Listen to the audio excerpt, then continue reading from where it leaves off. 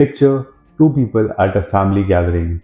The first one touches the elder's feet, goes to the temple every week, speaks softly, dresses traditionally, never drinks, follows every ritual without fail.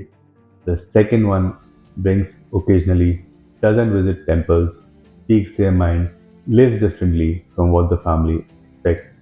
Now ask yourself, without knowing anything else about either of them, whom did you just assume was the better person? If you pick the first one, you're not alone.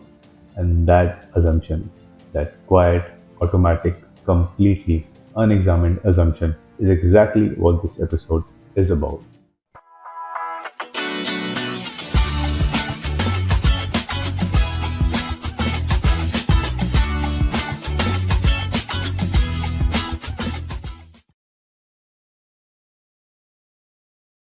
We have built an entire system of measuring goodness based on gestures.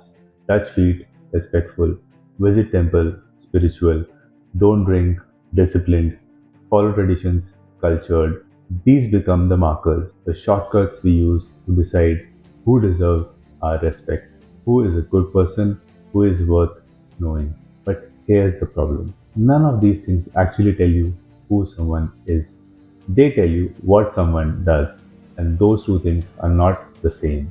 Goodness isn't a performance, it's not a set of actions you check off on a list. It's how you treat people when nobody is watching. It's whether you help without expecting credit. It's whether you are honest when lying would be so much easier. But we don't measure that because society prefers what it can see, and what it can see are gestures. Let's be specific. Someone drinks on weekends responsibly, harms absolutely no one, but society sees the glass and decides bad habits, no discipline, not someone to look up to. Meanwhile, someone else touches feet in public, prays loudly, follows every ritual, but is cruel to their spouse behind closed doors, manipulates their children, lies in business, treats service staff with contempt. But society sees the gestures and decides such a respectful person, such strong values.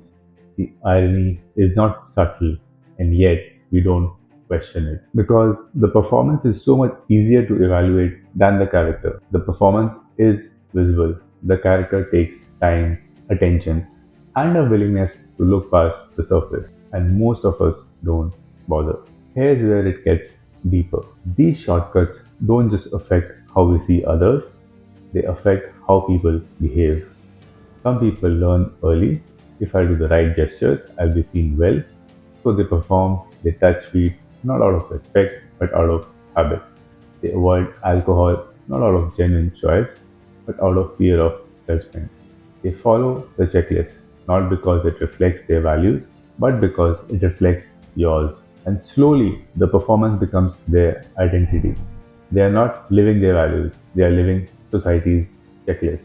On the other hand, some people reject the checklist entirely. They live how they want, they stop performing, and society immediately labels them rebellious, disrespectful, bad influence, even if they are kind, even if they are honest, even if they show up for people without being asked, even if they help without ever expecting anything in return. None of that gets seen because they didn't follow the format. We don't reward kindness, we reward compliance. And that's why so many genuinely good people feel completely unseen. Their goodness isn't loud, it isn't visible, it isn't performative, it's quiet. In the way they listen, in the way they show up when it matters, in the choices they make when nobody's watching. But those things don't check any boxes, so they don't count. Here's what we are actually doing when we judge people by their gestures. We are measuring their willingness to perform, not their character, not their values, not who they actually are when life gets hard and nobody is keeping score.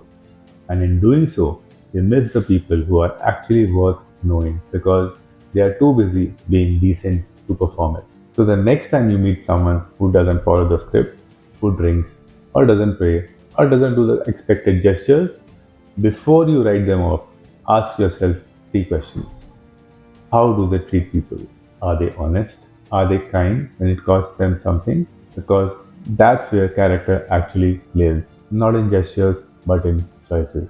Not in what they do when everyone is watching, but in who they are when nobody is. We think we judge people by their character. We don't. We judge them by how willing they are to perform. And until we learn to tell the difference, we'll keep canceling the performance while missing the person. That's the flip. If this made you think of someone who has been quietly decent without getting the credit for it, share this with them. They deserve to know they are being seen. And if you want more conversations like this, subscribe. I'll see you in the next one.